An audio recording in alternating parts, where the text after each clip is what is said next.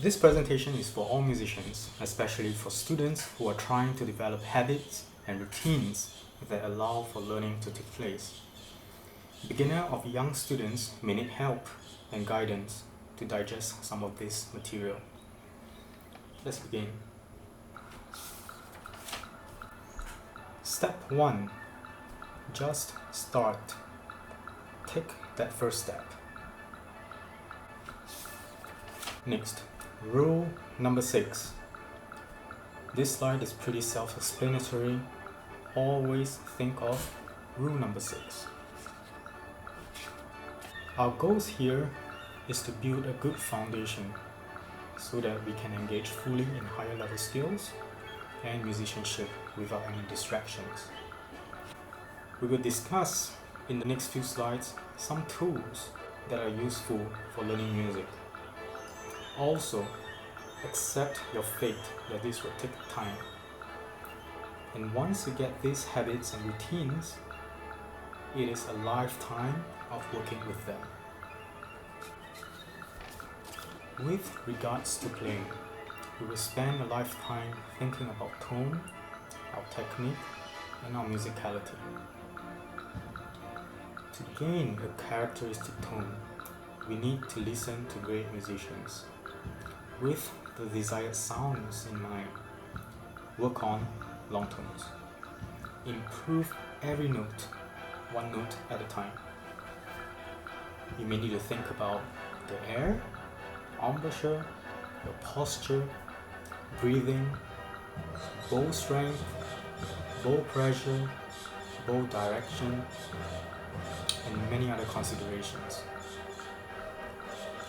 On technique, work on scales, etudes, new music, just do sight reading, check for evenness of tone wherever you play, and make sure that your technique is based on a good foundation. For musicality, put your ears and imagination to work.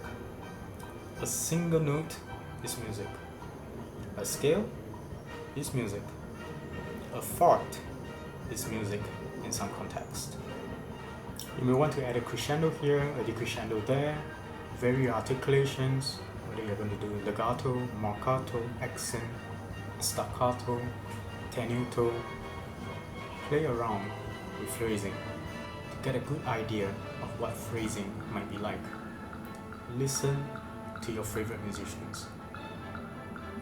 Listen to how and where your professionals breathe. Listen to where are the growth and where are the recession in your phrasing. Always listen and learn. In your common Western music notation, we utilize the alphabets A, B, C, D, E, F, G. And after G, we cycle back to A.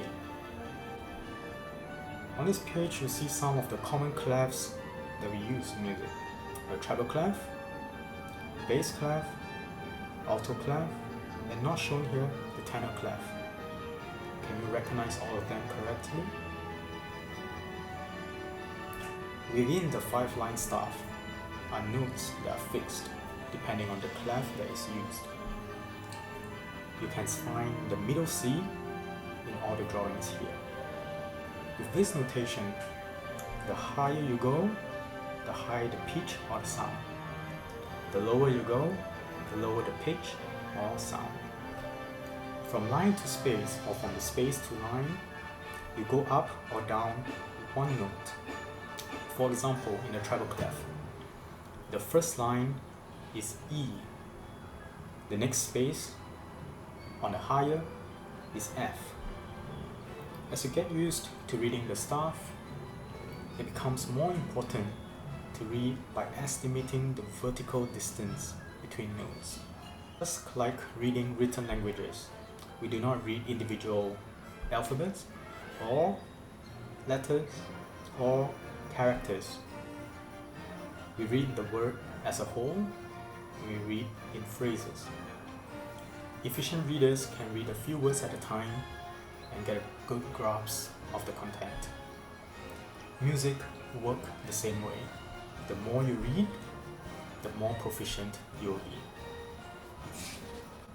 Tuners can be helpful depending on how we use them.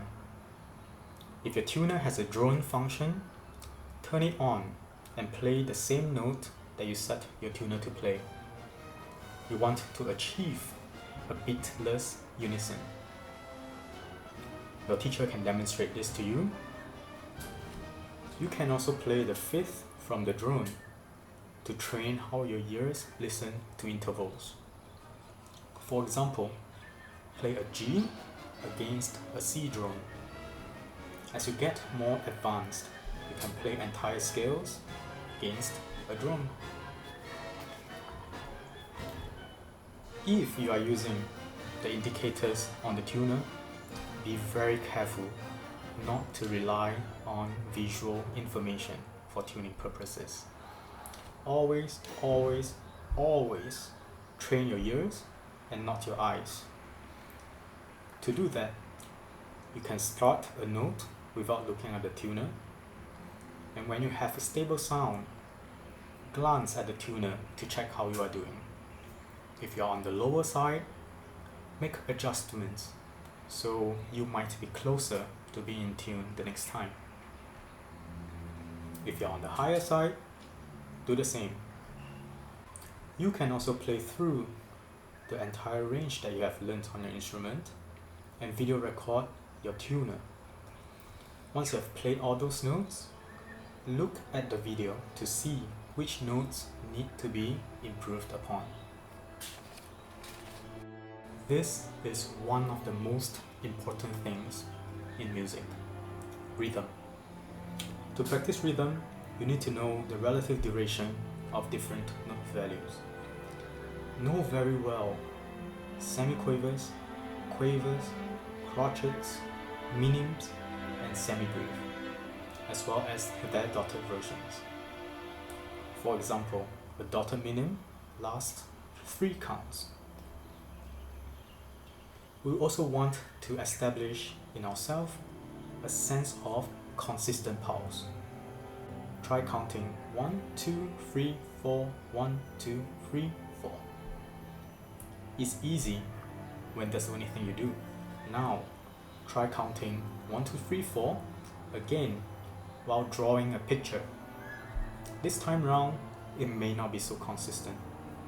A sense of pulse is considered consistent when you can maintain the same tempo no matter what you're doing. To do that, you need the help of a metronome. Simply start the metronome and count together with the clicks. You may also want to tap your leg. You may also want to clap. You can march, you can walk, anything, any movement that goes with the clicks.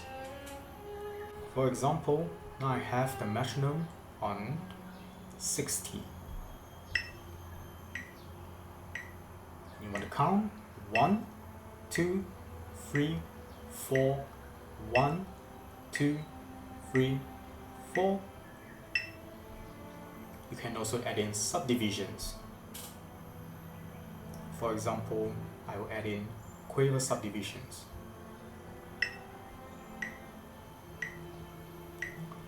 1 and 2 and 3 and 4 and 1 and 2 and 3 and 4 and.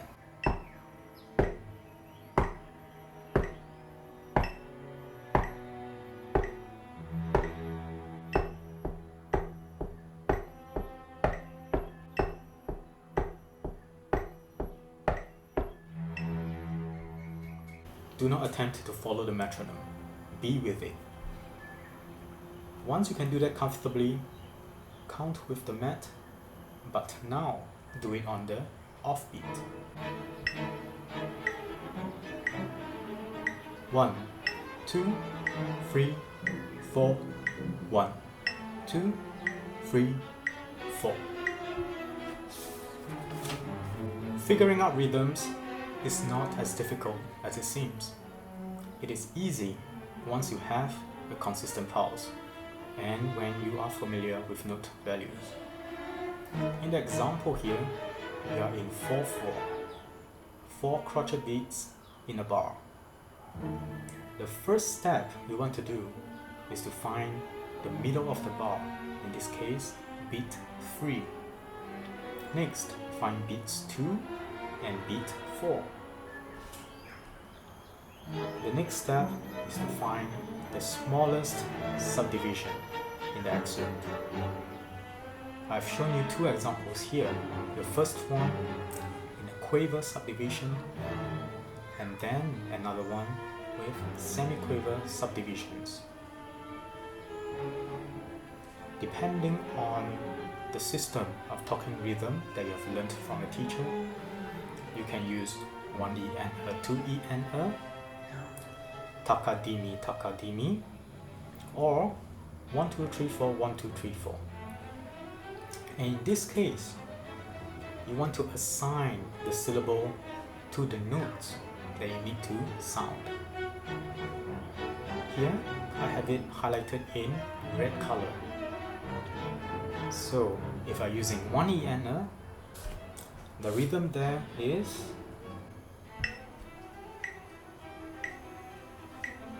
one N E N 4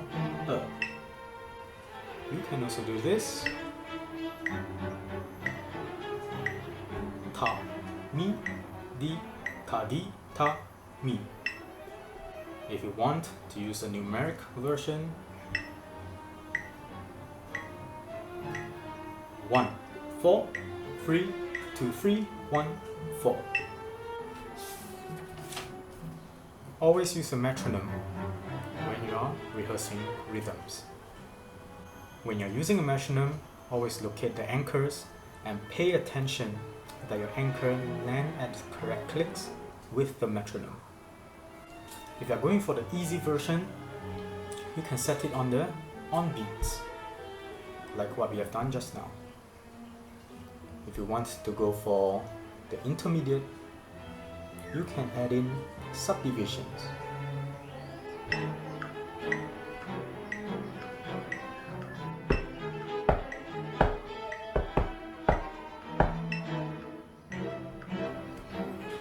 If you want something more of a challenge, you can set it on the macro beat. For example, if I set it to only go off on beat 1 of every bar.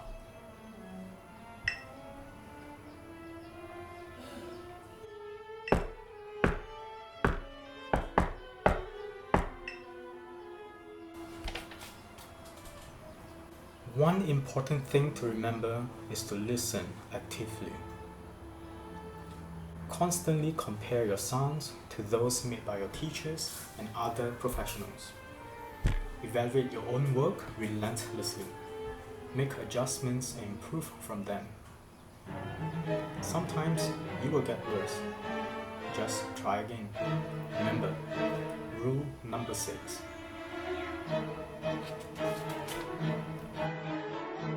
Before we go off, embrace the process of failing and getting back up.